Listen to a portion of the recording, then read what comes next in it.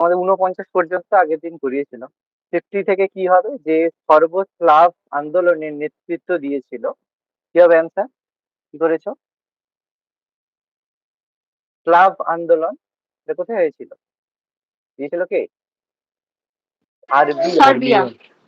হ্যাঁ, সার্বিয়ার এগেনস্টে। ওকে। আচ্ছা, এটা তো খুব ইম্পর্টেন্ট ছিল। আগাদি বন্দরে যে প্যান্থার নামক যুদ্ধ জাহাজ পাঠিয়েছিল কে? এটা খুব ইম্পর্টেন্ট কোশ্চেন ছিল। প্যান্থার যুদ্ধ জাহাজটা কি হবে, মনে আছে? প্যান্থার যুদ্ধ জাহাজ কার ছিল?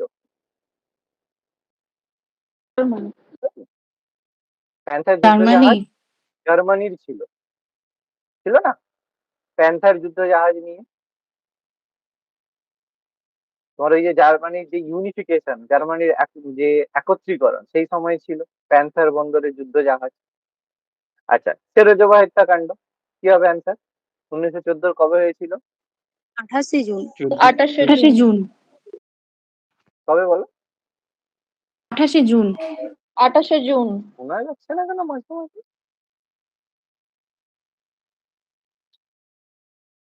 আচ্ছা, হ্যালো। হ্যাঁ, শোনো, কি হবে অ্যান্সার একবার বলো তো? 28 June. 28 June. 28 June, 28 June, 28 June সেরোজোভা, যেটা আমাদের প্রথম বিশ্বযুদ্ধে যে প্রত্যক্ষ কারণ হিসেবে আমরা কনসিডার করি। Very good. আচ্ছা, জার্মানি মিত্র শক্তির কাছে আত্মসমর্পণ করেছিল 1918 খ্রিস্টাব্দের কত তারিখ? 11 নভেম্বর। 11 নভেম্বর। 11th নভেম্বর মিত্র শক্তির কাছে আত্মসমর্পণ করেছিল। আচ্ছা, 14 দফা শর্ত ঘোষণা করেছিল কে? Wilson. Wilson. Woodrow Wilson. Woodrow Wilson কে ছিল? আমেরিকার রাষ্ট্রপতি।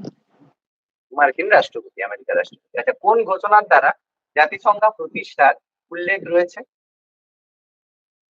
14 দফা শর্তে। 14 দফা শর্ত। ভেরি গুড, 14 দফা শর্ত। একদম সেখানেই জাতিসংঘ বা ইউনাইটেড নেশন ঘোষণা, যেটা আমাদের মানে লিগ অফ নেশন সেই সময়, যাই হোক। আচ্ছা, ভার্সাই সন্ধি দ্বারা আলসাস আর লরেন লাভ করেছিল কে? ফ্রান্স। ফ্রান্স। ফ্রান্স পেয়েছিল। ফ্রান্স পেয়েছে। জার্মানির কাছে অঞ্চলগুলো, যাই হোক, সেটা পেয়েছিল। তো আচ্ছা, ভার্সাই সন্ধি দ্বারা পোজেন আর পশ্চিম প্রুশিয়া পেয়েছিল কে? পোল্যান্ড পেয়েছিল। পোল্যান্ড। পোল্যান্ড। ঠিক আছে, এই জন্যই পরবর্তীকালে যে প্রুশিয়া মানে জার্মানির অংশ ছিল, এই কারণে হিটলার পরবর্তীকালে পোল্যান্ড আক্রমণ করেছিল। আচ্ছা, প্রথম বিশ্বযুদ্ধের পরবর্তীকালে বিশ্বের ক্ষমতার কেন্দ্রবিন্দুতে উঠে আসে কে? ফার্স্ট ওয়ার্ল্ড ওয়ার এর পরে সবচেয়ে বেশি পাওয়ারফুল হয়েছিল কে? আমেরিকা। আমেরিকা। আমেরিকা। ঠিক আছে, আমেরিকা। কারণ অ্যাকচুয়ালি লড়াইটা ইউরোপ কন্টিনেন্টে হলো, আমেরিকাতে কিছু হয়নি, ওই জন্য আমেরিকা অন্য কন্টিনেন্ট হওয়ার জন্য আমেরিকা মানে কোনো কিছু সেভাবে লস হয়নি যাকে বলা যায়। আচ্ছা, আভান্তি পত্রিকার সম্পাদক কে ছিল? Mussolini. Mussolini. Mussolini. Benito Mussolini. ঠিক আছে, ফ্যাসিবাদে বেনিটো মুসোলিনি। আচ্ছা, ফ্যাসিস্ট কথার অর্থ খুবই সহজ কোশ্চেন দেওয়া ছিল। শক্তি। শক্তি। শক্তি। হ্যাঁ, শক্তি। ঠিক আছে, ফ্যাসিস্ট কথার অর্থ হচ্ছে শক্তি। Very good. ফ্যাসিস্ট কথার অর্থ হচ্ছে শক্তি। গমের যুদ্ধ ঘোষণা করেছিল কে? এটাও দেওয়া ছিল। মুসোলিনি। মুসোলিনি। মুসোলিনি। মুসোলিনি। পরিষ্কার লেখা ছিল গমের যুদ্ধ, বেনিটো মুসোলিনি। আচ্ছা, ভাইমার প্রজনন, এটা বলেছিলাম আগের দিন। জার্মানিতে। জার্মানি। জার্মানিতে ভাইমার বা ওয়েমার কনস্টিটিউশন, এটাকে কাগজে কলমে শ্রেষ্ঠ কনস্টিটিউশন হিসেবে বলা হয়েছে। Very good. আচ্ছা, হিটলার, আচ্ছা এটা মনে হয় এখনো পড়ানো হয়নি, কোশ্চেন এগুলো ছিল, পারবে অ্যান্সার গুলো? কি করেছো? অস্ট্রিয়া কি? কি হবে স্যার? না, এটা হবে সার অঞ্চল। এটা হবে সার অঞ্চল। সার অঞ্চল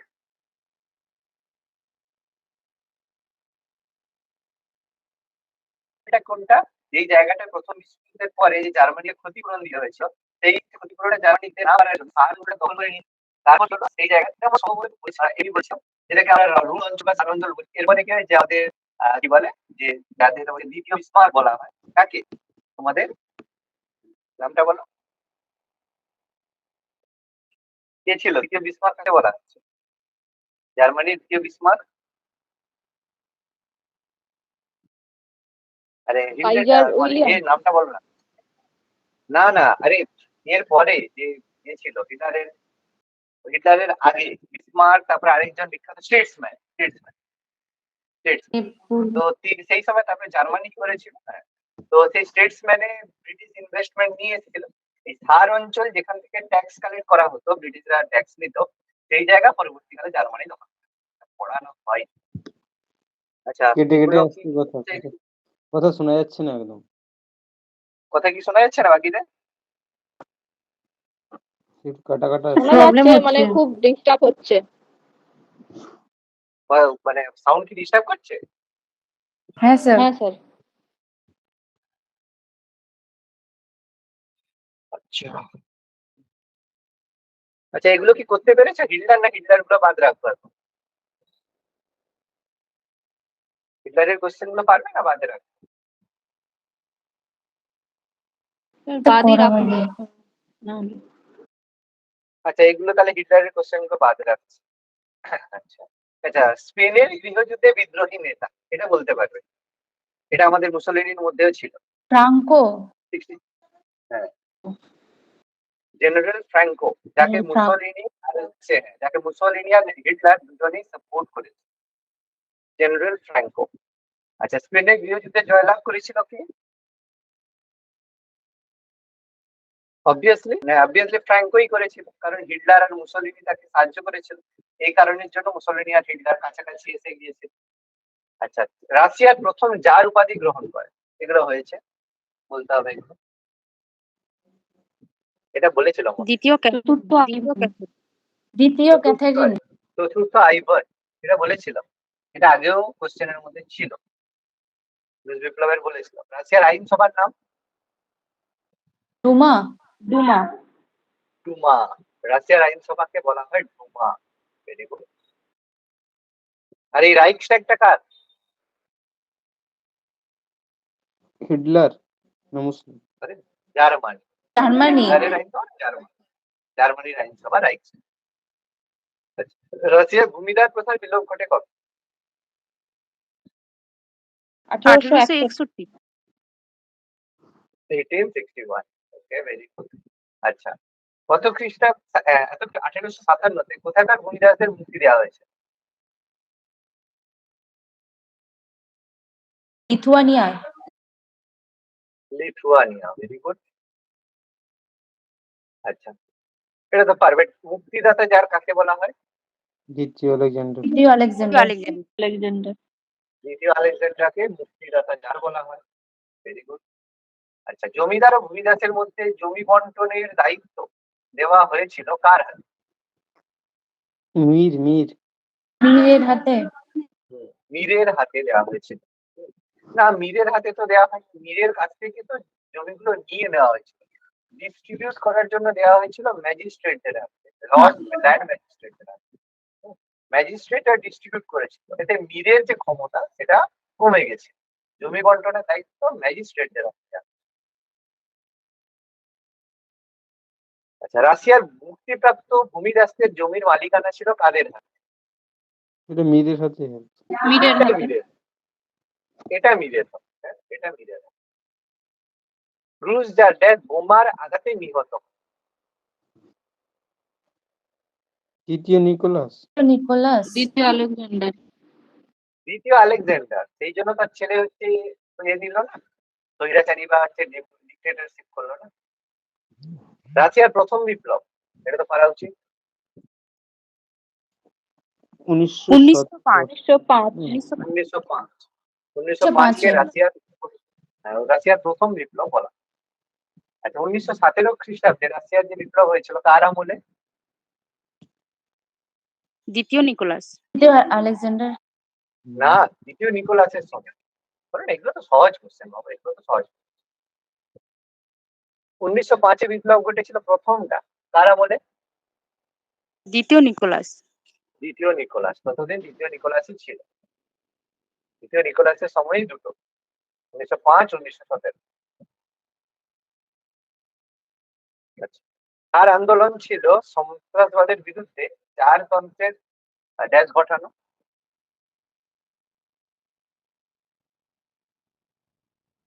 নারদিক। নারদনিক। নারদনিক। হ্যালো। ওকে, এটা হবে নারদনিক।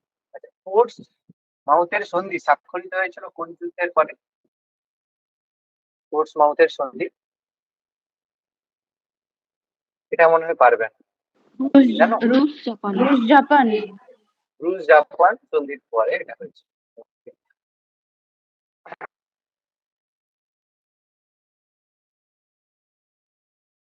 Very good.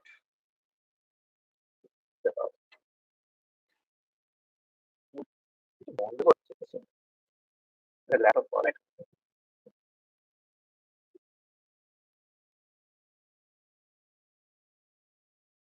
1905 খ্রিস্টাব্দে কোন জাতির বিরুদ্ধে প্রথম শ্রমিকরা বিদ্রোহ করেছিল?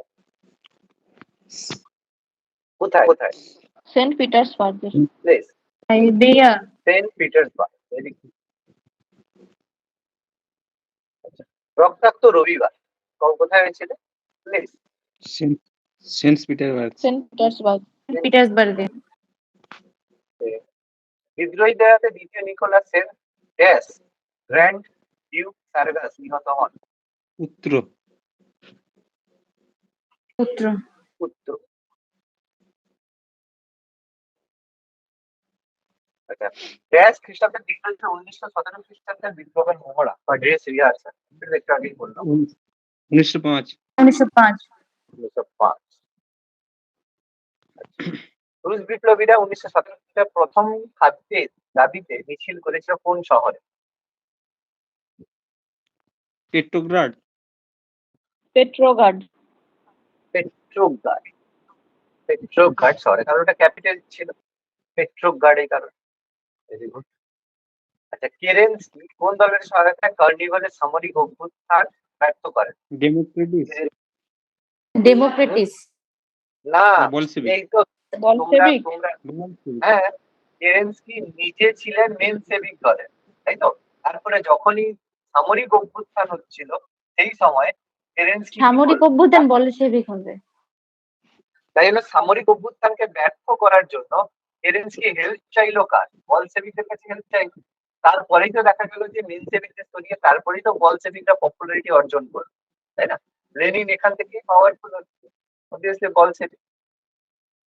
লেনিন তার এপ্রিসিসে দাবি করেন যে দেশের সমস্ত ক্ষমতা তুলে দিতে হবে তাদের হাতে। সোভিয়েত। বুর্জুয়াদের হাতে। সোভিয়েতদের হাতে। সোভিয়েত, অবশ্যই সোভিয়েত। বসনিয়ার হার্জেগোভিয়া নামক স্থান দুটি কার সাথে যুক্ত হতে চেয়েছে? সার্বিয়ার। সার্বিয়ার সঙ্গে। সার্বিয়া। Very good. আচ্ছা, 1878 খ্রিস্টাব্দে বার্লিন চুক্তি দ্বারা বসনিয়ার হার্জেগোভিনা নামক স্থান দুটিতে কার কর্তৃত্ব প্রতিষ্ঠিত হয়? রাশিয়া হবে। রাশিয়া কি অস্ট্রিয়া। করে হবে? অস্ট্রিয়া। অস্ট্রিয় হাঙ্গেরিয়ান এই জায়গাগুলো থেকে অস্ট্রিয়া। বার্লিন চুক্তি 1878, অস্ট্রিয়া কর্তৃত্ব হলো না। ভার্সাই সন্ধি দ্বারা মেমেল বন্দরটা পেয়েছিল কারা? জানা না। লিথুয়ানিয়া। লিথুয়ানিয়া। ভার্সাই সন্ধি দ্বারা ডানজিক বন্দরটিকে উন্মুক্ত বন্দর হিসেবে ঘোষণা করা হয়েছিল। ঘোষণা করা হয়, কে ঘোষণা করেছে? ফ্রি ট্রেডের জন্য। জার্মানি। জার্মানির বন্দর। জার্মানির বন্দর ছিল ডানজিক বন্দর। এবার জার্মানির ক্ষতি হলো ট্রেডের ক্ষেত্রে। আচ্ছা, সেরজোভা হত্যাকাণ্ডের পরিপ্রেক্ষিতে ড্যাশ সার্বিয়া আক্রমণ করে? অস্ট্রিয়া। অস্ট্রেলিয়া। অস্ট্রিয়া, কারণ অস্ট্রো হাঙ্গেরিয়ান এম্পায়ার ছিল। সার্ডিন যে হচ্ছে তোমার সেরজোভার হাজবেন্ড ফার্ডিনান্ড ডিউক। প্রথম বিশ্বযুদ্ধের পর 1919-এ শান্তি সম্মেলন। Paris. Paris. Paris, obviously Paris. ফ্রান্সের প্যারিসে হলো না? উইড্রো উইলসনের 14 দফা দাবি জাতিসংঘের প্রতিষ্ঠাতা কত নম্বর শর্তে ছিল? খুব ইম্পর্টেন্ট কোয়েশ্চেন। এর 11 নম্বর হবে? 11 নম্বর 14 শর্ত নম্বর। ছিল। 14 নম্বর। 14 14 নম্বরে, Sorry, 14 নম্বরে ছিল। এটা খুব important question, very important question. হ্যাঁ, কি সন্ধি জার্মানির সঙ্গে মিত্র শক্তি? ভার্সাই সন্ধি। এটা এতক্ষণ ভাবার তো কিছুই নেই, যার কারণে সেকেন্ড ওয়ার্ল্ড ওয়ার হলো। অপমানজনক, জবরদস্তিমূলক চুক্তি, অবভিয়াসলি। উত্তর ভার্সাই। ভার্সাই সন্ধি। ভার্সাই সন্ধি উত্তর হবে, একদম কোনো ভাবাভাবি কিছুই নেই। 1929-এ অর্থনৈতিক মহামন্দা প্রথম শুরু হয়েছিল কোথায়?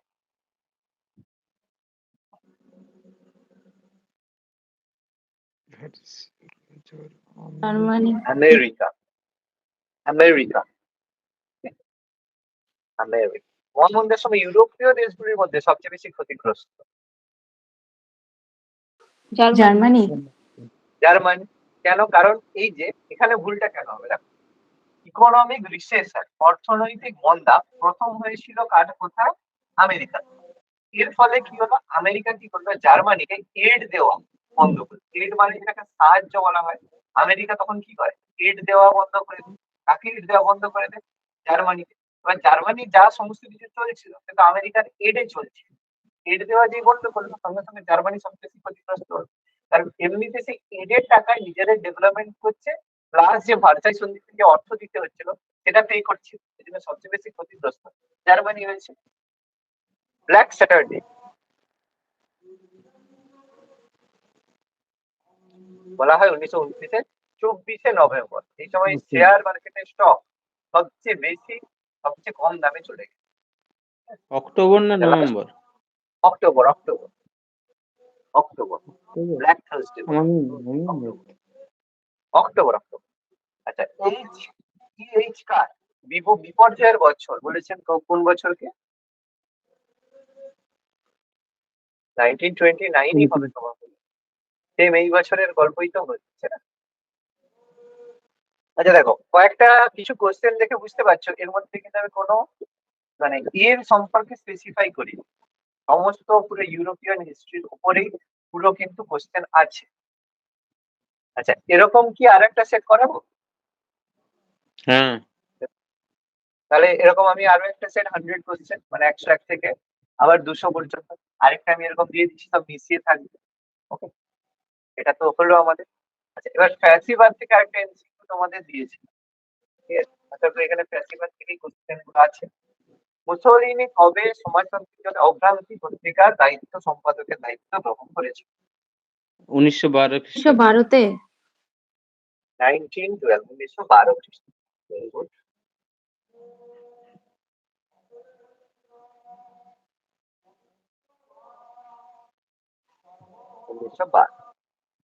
Next.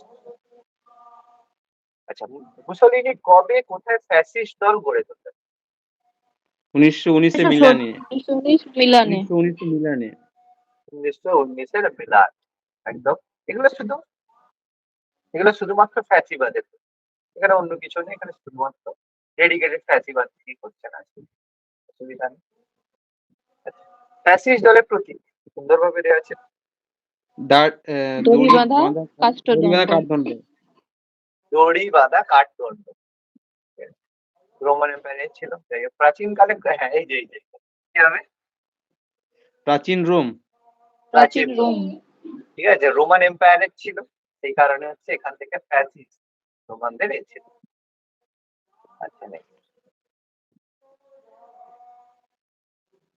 আচ্ছা, ব্ল্যাক শার্ট নামে কারা পরিচিত? ইটালি সমাজতন্ত্রী দলের সদস্যগণ। ব্ল্যাক শার্ট বলো তাদের। ইটালি সমাজতন্ত্রী দলের সদস্যগণ। ইতালির সমাজতন্ত্রী দলের সদস্যদের ব্ল্যাক শার্ট বলা হয়। হ্যাঁ, ওটাই হবে স্যার। আচ্ছা, তাই কি?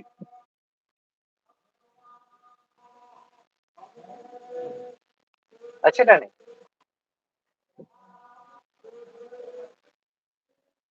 আছে না নেই? পাচ্ছো?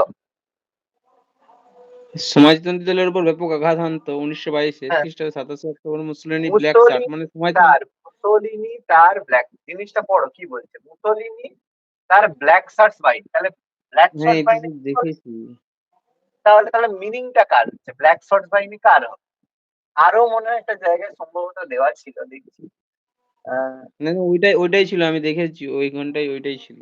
আমি ওইটাই দেখেছি মিনিংটা বুঝতে পারিনি। আমি ওইটাই ভেবেছি ১ এটাই হবে আমি ভেবেছি।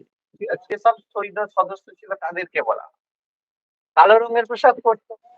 আর ফ্যাসিস্ট মুসোলিনি মেম্বার যারা ছিল তাদের না, মুসোলিনির দল, তার মানে সে অবশ্যই ফ্যাসিস্ট দল হবে না। সমাজতন্ত্রী দলের সদস্যদের উপর আঘাত করলো। কি বললাম বোঝা যাবে না? বোঝা যায় কথাটা? হ্যাঁ, হ্যাঁ। বুঝতে পারছো তো? কেউ তোমাকে মারলো, তার মানে কি সে তোমার সদস্য হলো? নিশ্চয়ই না। যে মেরেছে তার কিন্তু সোজা হিসাব। রোম অভিযানকালে ইটালির রাজা কে ছিল তখন? দ্বিতীয় ইয়ে হবে। তৃতীয় ভিক্টর ইমানুয়েল। তৃতীয় Victor, third Victor Emmanuel. Mussolini কবে ইটালির প্রধানমন্ত্রী হন? ১৯২২ 1922। সুন্দর। কোন মন্ত্রিসভার পদত্যাগে বাধ্য হয়ে মুসোলিনি ইটালির প্রধানমন্ত্রী হন? লুইজ ফ্যাক্টা মন্ত্রিসভা? লুইজ ফাক্টা মন্ত্রিসভা। Very good. ইলদুজ বা একনায়ক উপাধি মুসোলিনি কবে নিল? ১৯২৬ ১৯২৬। 1926। সহজ হচ্ছে 1926, 1926। ইতালি সরকারের কাছে কবে বিপজ্জনক বিপ্লবী বলে প্রতিষ্ঠিত হন মুসোলিনি? কবে? ১৯০৮ ১৯০৮। 1908 খ্রিস্টাব্দে বিপজ্জনক বিপ্লব।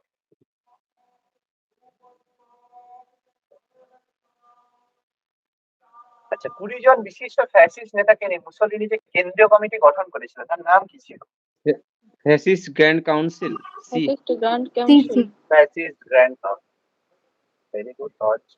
গমের যুদ্ধের ডাক অবশ্যই সহজ বুঝবে। Mussolini Mussolini. মুসোলিনি। মুসোলিনি গমের যুদ্ধ। আচ্ছা, মুসোলিনি কবে জাতিসংঘের সদস্যপদ ত্যাগ করেন? সি হবে C. ১৯৩৭। C C C 1937। 1937। Okay. Hitler কবে জাতিসংঘের সদস্যপদ ত্যাগ করেন? ১৯৩৩ 1933। আগে হিটলার ছেড়েছিল না আগে মুসোলিনি ছেড়েছিল না একসাথে ছেড়েছিল? আগে হিটলার আগে হিটলার ছেড়েছিল। আগে হিটলার আগে হিটলার 14 ছেড়েছিল। ১৪ই আগে হিটলার অক্টোবর ছেড়েছিল। সম্ভবত। হ্যাঁ, আগে হিটলার ছেড়েছিল, সেটা দেখে মুসোলিনি ছেড়েছিল 4 বছর হুম। পরে। ঠিক আছে। ফ্যাসিবাদীগণ বিশ্বাস করেন যে অন্যদের অপেক্ষা তাদের সাংস্কৃতিক অনেক উন্নতি। এটাই ভাবলাম হবে। Very good, C. Very good. স্বাভাবিক। হ্যাঁ, এটা কি হবে? কোন বিশ্ববিখ্যাত বৈজ্ঞানিক হিটলার আইনস্টাইন উৎপীড়নে আইনস্টাইন আইনস্টাইন। আইনস্টাইন তাহলে ইহুদি ছিল, তাই তো? ইহুদি ছিল। অক্ষ শব্দটি প্রথম প্রয়োগ, এটা দেওয়া ছিল মনে হচ্ছে। না, এটা তোমাদের এখন এ জানি হবে না। হিটলার হ্যাঁ। হিটলার না, হিটলার এটা হবে। তোমাদের না, এটা স্ট্যালিন। মুসোলিনি দেওয়া ছিল। অক্ষ শক্তি স্যার হিটলারই হবে। এই যে অক্ষ কথাটা মুসোলিনি প্রথম ব্যবহার করেছিল, দেখবে নোটসে ছিল দেখাচ্ছিলাম। এই যে অক্ষ শক্তি এই যে দেখো, এই দেখো, আচ্ছা, দেখতে পাচ্ছ মুসোলিনি প্রথম অক্ষ শব্দটি ব্যবহার করে। এটা এই হিটলারের পরের যে নোটসটা আছে ওর মধ্যে আমি ইনফরমেশনটাকে অ্যাড করে ফ্যাসিস্ট জঙ্গিবাদীর পথ কি নামে পরিচিত? ফ্যাসিজম। না, এটা দেওয়া ছিল ফ্যাসিজম একদম জঙ্গিদের। স্কোয়াড্রিজম না নিহিলিস্ট। স্কোয়াড্রিজম বলা হতো। এটা দেওয়া ছিল। স্কোয়াড্রিজম স্কোয়াড্রিজম দেওয়া ছিল না, দেখাতে হবে। না আছে এটা আছে। পপুলার ফ্রন্ট গড়ে উঠেছিল স্পেনে পপুলার ফ্রন্ট গঠিত হয়েছিল স্পেন। Very good. গৃহযুদ্ধে পপুলার ফ্রন্ট। জার্মান জাপানের মধ্যে অ্যান্টি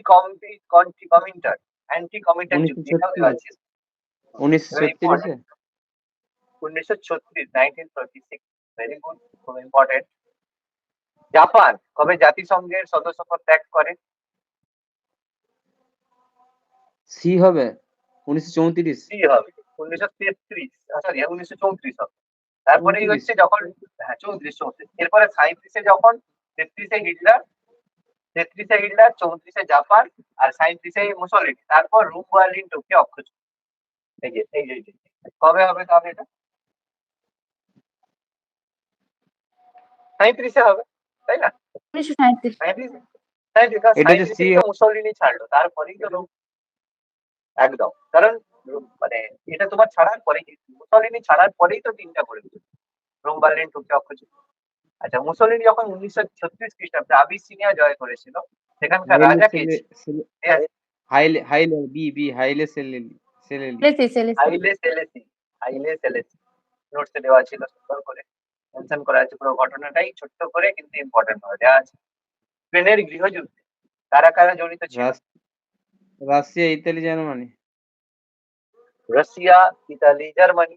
অবশ্যই দেখো সঙ্গে সঙ্গে তুমি ইতালি জার্মানি খুঁজবে, স্বাভাবিক। ইতালি আর খুঁজবো, হ্যাঁ, জার্মানি হ্যাঁ। স্পেনে আছে, আর জার্মানি কোনো করতে অপশন হবে। ইতালি জার্মানি নেই, আছে কি? নেই। তাহলে আমি চোখ বন্ধ করে এটা বলতেই পারি ইতালি জার্মানি, কারণ আমরা জানি তো স্পেনের গৃহযুদ্ধে মুসলিনি আর হিটলার এ করেছিল, পার্টিসিপেট করেছিল, তার মানে ইতালি জার্মানি খুঁজবো। আর আজকে আমরা যদি নাও জানি অসুবিধা নেই। খুদে বিশ্বযুদ্ধ কে বলেছিল? 1936 এইটা লিপসন। লিপসন না, এটা ল্যাংসামের স্টেটমেন্ট ছিল, ল্যাংসামের স্টেটমেন্ট। খুদে বিশ্বযুদ্ধ। খুদে বিশ্বযুদ্ধ, লিটল ওয়ার্ড, ল্যাংসাম বলেছিল। আচ্ছা, রোম, বার্লিন, টোকিও, অক্ষচুক্তি এক্ষুনি বললাম। 1937। আচ্ছা, অক্ষচুক্তি এটা কি ছিল? একই তো হচ্ছে, কবে হ্যাঁ, গড়ে 37 উঠে? তো। হ্যাঁ, সাইন্স। ও, টোকিও নেই, Rome, Berlin, Rome, Berlin, Tokyo নয়। হ্যাঁ, টোকিও বললে 37 পরেরটা, আগে রোম, বার্লিন। 36। হ্যাঁ, 36 আগে হয়েছে। 36 হ্যাঁ, তারপরে জাপান শেষে এসে পার্টিসিপেট করেছে 37-এ। এটা ভালো করে দেখতে হবে, রোম, বার্লিন। এটা দেখছো, মানে জানতে শুনতে ভুল হয়ে যাবে। তোষণ নীতি উদ্যোক্তা কে ছিলেন? General Franco. চেম্বারলিন ছিল, ইংল্যান্ডের চেম্বারলিন। ওই জন্য চেম্বারলিন ছিল ইউকের লোক। সে কি করেছিল? জার্মানিকে তোষণ করছিল, যাতে হিটলার হচ্ছে সেদিকে গিয়ে থাকবে, হিটলারকে কোনো আটকায়নি, তোষণ করছিল। ঠিক আছে, তোষণ নীতি চেম্বারলিন। পরে যখন ওই যে গোপন চুক্তি হয়েছিল, এটা পাস হয়ে যাওয়ার চেম্বারলিন পদত্যাগ করেছিল। আচ্ছা, হ্যাঁ, জার্মানির কোন অঞ্চলে আক্রমণ হানতে সাহসী হয়েছিল? পোল্যান্ড। এটা পোল্যান্ডে। শেষের দিকটা জার্মানিতে আছে। আচ্ছা, এগুলো তোমাদের একটু জার্মানিতে আছে, এই 3-4টা কোশ্চেন শেষে জার্মানিতে আছে। আচ্ছা, আনস্লুস বা নিবিড় মৈত্র নামে পরিচিত কোন সংযুক্তিকে বলা হয়? কোন ঘটনাটাকে আনস্লুস বা নিবিড় মৈত্রী বলা হয়? বি হবে। হ্যাঁ, হিটলার কর্তৃক অস্ট্রিয়া দখল এবং জার্মানির সঙ্গে অস্ট্রিয়ার সংযুক্তি। স্পেনের পপুলার ফ্রন্টের প্রধানমন্ত্রী?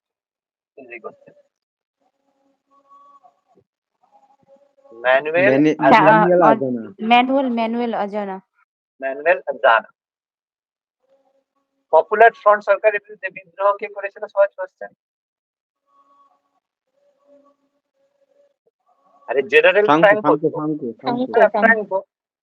তাকে হেল্প করলো কে? মুসোলিনি আর হিটলার ইনডাইরেক্টলি হেল্প করলো। আচ্ছা, কোন ঘটনা ইউরোপকে দ্বিতীয় বিশ্বযুদ্ধের পথে ঠেলে দেয়? এইটা চেকোস্লোভাকিয়া জয় হবে আমার মনে হয়। না, হিটলারের পোল্যান্ড আক্রমণ। এটা প্রধান কারণ ছিল দ্বিতীয় বিশ্বযুদ্ধের। অ্যাক্টিভ যেমন সেরাজেভো হত্যাকাণ্ড বলা হয়, এরকম হিটলারের পোল্যান্ড আক্রমণকে কারণ হিসেবে কাজ করেছে। ন্যাপসিবাদ হিটলারের উত্থান বলছিল, সোশ্যাল ডেমোক্রেটিক পার্টি, ভাইমার প্রজাতন্ত্র, তারপর ফ্রি কপস, স্পার্টাকাস আলোচনা করেছিলাম। তারপরে এখানে আমরা জার্মানির যে দুটো কক্ষ, সেখানে রাষ্ট্রপতি বা চ্যান্সেলর প্রধানমন্ত্রীকে অ্যাপয়েন্ট করে, রাষ্ট্রপতি ছিল প্রথম ফ্রেডরিক ইবার্ট, এগুলো পড়িয়েছি। তারপর হচ্ছে এই যে ঘটনা স্টেটসম্যান এর কথা আমরা পড়েছি, স্টেটসম্যানকে সেকেন্ড বিসমার্ক বলা হয়ে থাকে, যে রুড অঞ্চলে ধর্মঘট প্রত্যাহার করেছিল। তারপর এগুলো আমি পড়েছিলাম, লেকর্নচুক ইম্পর্টেন্ট একটা অফিসারের মধ্যে ডেভিড টমসন এটা বলেছে। আচ্ছা, তো এই সিচুয়েশন যেভাবে চলছিল, এরপরে কি হলো, সেই সময় আমাদের হিটলারের উত্থান হয়েছে। তো হিটলার, রাইজ অফ হিটলার খুবই ইম্পর্টেন্ট একটা ঘটনা, মানে আমাদের ওয়ার্ল্ড হিস্ট্রির মধ্যে হিটলার একজন মানে ইম্পর্টেন্ট নামের মধ্যে অন্যতম। তো 1889 খ্রিস্টাব্দে 20 এপ্রিল অস্ট্রেলিয়ার ব্রাউনাউ গ্রামে একটা গরিব চর্মকার, চর্মকার মানে মুচি যাকে বলে, ঠিক আছে, মুচিদের ঘরে চর্মকারের বাড়িতে হিটলারের জন্ম হয়েছিল 1819 অস্ট্রিয়াতে অ্যাকচুয়ালি হিটলারের জন্ম হয়েছিল। ছোটবেলাতেই পিতা মারা যায়, কিছুদিন পরে তার মা মারা যায়। তো অনেকগুলো ভাই বোন থাকার জন্য তার জীবন খুব কষ্টের মধ্যে কেটেছিল। কিন্তু তিনি একাডেমি অফ ফাইন আর্টস এর ছাত্র হিসাবে ভর্তির চেষ্টা করেছেন, কিন্তু সেখানে তিনি ব্যর্থ হন। কিন্তু তিনি খুব বড় একজন আর্টিস্ট ছিলেন, এডুকেটেড আর্টিস্ট ছিলেন। তাহলে এরপর কি হলো, এরপর কি হলো, ইতিমধ্যে যখন দ্বিতীয় বিশ্বযুদ্ধ শুরু হয়ে যায়, তখন তিনি জার্মান সেনা দলে যোগদান করেন এবং যুদ্ধে বীরত্ব প্রদর্শনের জন্য আয়রন ক্রস লাভ করেন। আয়রন ক্রস মানে জার্মানির যে কোনো বীরত্বের জন্য আমাদের যেমন পরমবীর চক্র দেওয়া হয়, সেরকম আয়রন ক্রস দেওয়া হয় এদের। তো এরপর যখন যুদ্ধ শেষ হয়ে যায়, ভার্সাই সন্ধি যখন স্বাক্ষর হয়, তিনি তখন হসপিটালে আহত অবস্থায় ছিলেন।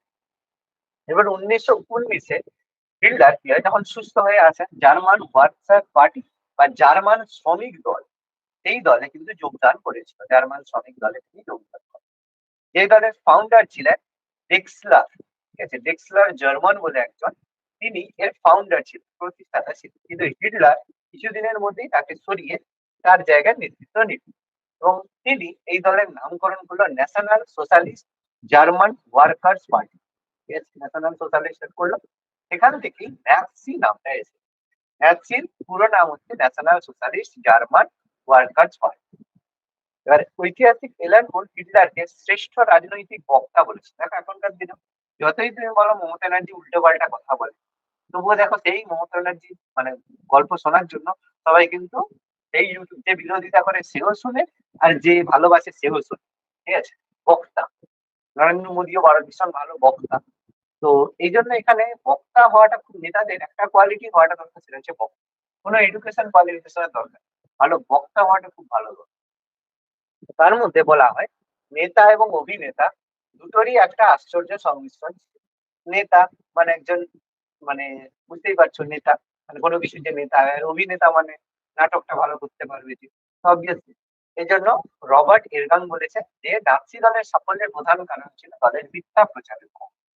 স্বাভাবিক, এটা সব জায়গাতে তৃণমূলও করছে, বিজেপি থেকে শুরু করে কংগ্রেস, সবাই এটা করে, প্রত্যেক দলই সে। এই দলের লক্ষ্য ছিল সিমিলার ব্যাপার, ভার্সাই সন্ধি বাতিল করে জার্মানিকে শক্তিশালী রাষ্ট্র গঠন করা, এর সাথে সাথে ইহুদি বিরোধিতা করা আর ক্যাথলিক বিরোধিতা, কমিউনিস্ট বিরোধিতা লক্ষ্য ছিল। হিটলার কি করে, বেকার যুবকদেরকে নিয়ে একটা বাদামি পোশাকে একটা আধা সামরিক বাহিনী গড়ে তোলে। তার নাম কি ছিল একটু পরে আমি সাজানো আছে, পরপর আমি দেখি।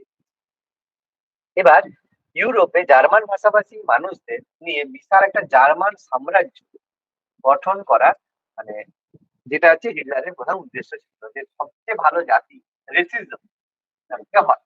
তো হিটলারের নাৎসিবাদে আকৃষ্ট হয়ে জার্মানির সমস্ত মানুষ দলে যোগদান করে। 1923-তে জার্মান সেনাপতি লুডেনডর্ফের সহায়তায় হিটলার বিয়ার হল অভ্যুত্থান করেছিল। বিয়ার হল ছিল সেখানে, তো সেখানে একটা সামরিক অভ্যুত্থান করেছিল, কিন্তু গভর্নমেন্টের কারণে ব্যর্থ হয় এবং তাকে দেশদ্রোহিতার অপরাধে তার বিচারে তার 5 বছরের কারাদণ্ড হয়। কিন্তু 13 মাসের মধ্যে 1924-এ মুক্তি পেয়ে যায় তিনি। এগুলো সেই সময় পলিটিক্যাল প্রিজনার হতো, তবে যতই যাই হোক কিছুদিন পরে মুক্তি পেয়ে যায়। কিন্তু একটা শর্ত ছিল যে তিনি কোনো জনসভায় ভাষণ দেবেন। তো যেই সময় তিনি জেলে ছিলেন, সেই সময় তিনি জেলের মধ্যে কি করবেন, সেখানেই তিনি বসে তার 782 পৃষ্ঠার যে আত্মজীবনী মেইন ক্যাম্প বা আমার সংগ্রাম তিনি রচনা করেছেন, যেটা হচ্ছে মানে মিথ্যেতে ভর্তি একটা মানে আত্মজীবনী। যেমন মানে মহাত্মা গান্ধীর মাই এক্সপেরিমেন্ট উইথ ট্রুথ, মিথ্যায় ভর্তি, সেরকম ব্যাপার। মেইন ক্যাম্প সেইভাবেই মিথ্যাতে ভর্তি, কোনো সমস্যা নেই। তো এই গ্রন্থে তিনি একটা রাজনৈতিক দলের সম্ভাবনা গড়ে তোলেন, যেখানে তিনি জার্মান সাম্রাজ্যবাদের পুনঃপ্রতিষ্ঠা, জার্মানি থেকে ইহুদি বিতাড়ন এবং গণতন্ত্রের বিলোপ সংক্রান্ত কর্মসূচি ঘোষণা করেন। এটা সব জায়গারই কমন ব্যাপার। এটা 1925 প্রকাশিত হয় এবং যেটাকে নাৎসি দলের যে ভাবধারা বা কর্মসূচি এখান থেকেই বলা হয়। এবং এই বইটাকে নাৎসি দলের বাইবেল বলা হয়, যার 9 লক্ষ কপি 5 বছরের মধ্যে বিক্রি হয়। প্রচুর ব্যাপক এবং সেখানে তিনি ফ্রান্সকে জার্মান জাতির চিরন্তন শত্রু বলেছেন। এটা আমরা বারবারই দেখেছি যে মানে কিভাবে হয়েছিল। যাই হোক, ইতালির জার্মানির ইউনিফিকেশন, বিসমার্কের পলিসি, এগুলো সম্পর্কে আমরা ভালোভাবেই জানি। তো 1929 বিশ্বব্যাপী যে মন্দা হয়েছে, অর্থনৈতিক মন্দা, সেখানে জার্মানির অবস্থা শোচনীয় হয়ে গেছে। তো এই দলের কর্মসূচিতে যারা বেকার যুবক, জার্মান নিপীড়িত ইহুদি বণিক, জার্মান ব্যবসায়ী, সবাই কি করে ধীরে ধীরে ন্যাৎসি দলে যোগদান করে। এটা কমন ব্যাপার। এবার যা হিটলার ভালো প্রচার করছিল, প্রচারের মাধ্যমে সবার মধ্যে আশা পূরণের স্বপ্ন জাগিয়ে তোলে এবং প্রচুর মানুষ অর্থনৈতিক পুনর্জীবনের স্বপ্ন দেখতে থাকে। সেম ব্যাপার প্রত্যেক জায়গায়। এবং সব শিল্পপতি যারা ছিল তারা বুঝলো যে একমাত্র হিটলারই কমিউনিস্টদের অত্যাচার থেকে মুক্ত করতে পারে এবং তারা অর্থ সাহায্য করেছিল, অর্থানুকূল্যে মানে অর্থ অনুদান দিয়ে জার্মানিকে বিভিন্ন জায়গায় হতে সাহায্য করেছিল। এবার 1903 জার্মান যে সংসদ রাইখস্ট্যাগ, সেখানে 12 তার আসন সংখ্যা যেটা 12 ছিল সেখান থেকে 130-এ পৌঁছে। 1932-এর জুলাই নির্বাচনে 608টার মধ্যে হিটলারের 230টা আসন করে একক বৃহত্তর দল হিসেবে পরিণত হয় এবং রাশিয়ার যে প্রেসিডেন্ট ছিল হিন্ডেনবার্গ, তিনি হিটলারকে সরকার গঠনের আহ্বান জানালে তিনি একটি বহুদলীয় সরকার গঠন করেন এবং ফন পেপেনের সাথে যুগ্মভাবে প্রধানমন্ত্রী হিসাবে নিযুক্ত হন। কিন্তু ওই যে বহুদলীয় শাসন ব্যবস্থা হলেই কি হবে, একটা মানে মানে শাসন পরিচালনার ক্ষেত্রে সমস্যা হবে। সেখানে হিন্ডেনবার্গ আবার পুনর্নির্বাচনের ব্যবস্থা করলো। কিন্তু নির্বাচনের কয়েকদিন আগে 28 ফেব্রুয়ারি জার্মানির যে সংসদ রাইখস্ট্যাগে রহস্যজনক ভাবে সেই জায়গায় আগুন লেগে, তাহলে অবভিয়াসলি বোঝা যাচ্ছে যেখানে আগুন লাগিয়ে ব্যাপারটাকে হিটলার নির্বাচন করতে চায়নি। এবং হিটলার প্রচার করতো কি, যে এই কাজটা করেছে কমিউনিস্ট। যেরকম আমরা যদি একটু ভালোভাবে দেখি তাহলে দেখলে বুঝতে পারবো যে এইভাবে আমাদের পুতিন সেম ব্যাপারটা করেছে। ঠিক আছে, পরে খুব বেশি আলোচনার মধ্যে যাচ্ছি না। তো এই কারণে তাদের উপর অত্যাচার সাথে জার্মান মানুষ ভাবলো না হিটলার সত্যি কথা বলেছে। কিন্তু এত চেষ্টার পরেও যে নির্বাচনে নাৎসি দলের আসন সংখ্যা কিন্তু 288 হলো এবং একক সংখ্যাগরিষ্ঠতা পেতে ব্যর্থ হলো। দেখো 288 মানে 608টার মধ্যে 608 এর মধ্যে দেখো একক সংখ্যাগরিষ্ঠ পেতে গেলে 304 পেতে হবে। প্রথমে 230 পেয়েছিল, তারপরে দেখো 288 কিছুটা বেড়েছে, কিন্তু হয়নি। তাহলে আবার পুনরায় অন্য দলের সাথে মিলিত হয়ে নতুন মন্ত্রিসভা গঠন করে। এবার জার্মান সংসদ 1933 একটা অ্যাক্ট পাস করেছিল, যেটাকে এনবেলিং অ্যাক্ট বলা হয়, যেখানে সমস্ত সংসদের অনুমোদন ছাড়া হিটলারকে সমস্ত শাসন পরিচালনার ক্ষমতা দেওয়া হয়। ফলে হিটলার সর্বেসর্বা হয়ে গেল। এরপর 1934-এ হিন্ডেনবার্গের যখন মৃত্যু হলো, তখন হিটলার একসাথে প্রধানমন্ত্রী এবং রাষ্ট্রপতি দুটোই হলো এবং জার্মান রাষ্ট্রে নিজেকে ফুয়েরার হিসেবে ঘোষণা করল। ফুয়েরার বা প্রধানমন্ত্রী বলে ঘোষণা। স্বাভাবিক কথা যে পুরোপুরি সব হয়ে গেল এবং ক্ষমতা দখলের পরে দমন নীতি শুরু করলো এবং একচ্ছত্র নেতায় পরিণত হলো। জার্মানিতে অচল অবস্থা শুরু করলো। ন্যাৎসি দলের মর্যাদা হলো। দ্বিতীয় বিশ্বযুদ্ধের আগে এবং ন্যাৎসিবাদের উদ্ভব হয়েছে। হিটলার নিজের ক্ষমতাকে সংহত করার জন্য মানে নীতি বা আদর্শের কথা ঘোষণা করেছে। সেটা আমরা দেখবো যে ন্যাৎসি দল গঠনের পিছনে কি কি নীতি রয়েছে। প্রথমত, ন্যাৎসি দল প্রথমে মজবুত করার জন্য মনোনিবেশ করে, যেখানে এই ন্যাশনাল সোশ্যালিস্ট দলকে ন্যাৎসি বলা হয়। জার্মানরা ন্যাশনাল শব্দটাকে এমন সেখান থেকে ন্যাৎসি কথাটা এসেছে। ইসলাম স্যার ওই মেইন ক্যাম্পটা একটু বুঝিয়ে দিন না, ওটা বুঝতে পারেন? কোনটা ওই মেইন ক্যাম্পটা হিটলারের? মেইন ক্যাম্প বোঝার তো কিছু না, ওটা তার অটোবায়োগ্রাফি। না, অটোবায়োগ্রাফি ওখানে কি বলতে চেয়েছে সেটা? হ্যাঁ, ওটাই তো বললাম যে যখন কারাগারে ছিল তখন তার অটোবায়োগ্রাফি তিনি রচনা করেছিলেন, লিখেছেন। অটোবায়োগ্রাফিতে মানে তার জীবনী লেখা ছিল না? আত্মজীবনী অটোবায়োগ্রাফি বোঝো, তুমি বুঝলে যে আমি এই জায়গায় জন্মেছি, আমি এই করেছি সেই করেছি, এটাকে অটোবায়োগ্রাফি। যেমন উইংস অফ ফায়ার কালামের অটোবায়োগ্রাফি। আর বায়োগ্রাফি হলে যদি তোমার জীবনী আমি লিখি তাহলে সেটা বায়োগ্রাফি। তোমার জীবনী যদি তুমি নিজে লেখো সেটাকে অটোবায়োগ্রাফি। যেমন সুজুকি বাবরি আত্মজীবনী, তাই তো? কিন্তু হুমায়ুন নামা সেটা বায়োগ্রাফি, কারণ হুমায়ুন লেখেনি, তার বোন গুলবাদন বেগম লিখেছে। এবার বোঝা গেছে অটোবায়োগ্রাফি। হ্যাঁ হ্যাঁ হ্যাঁ।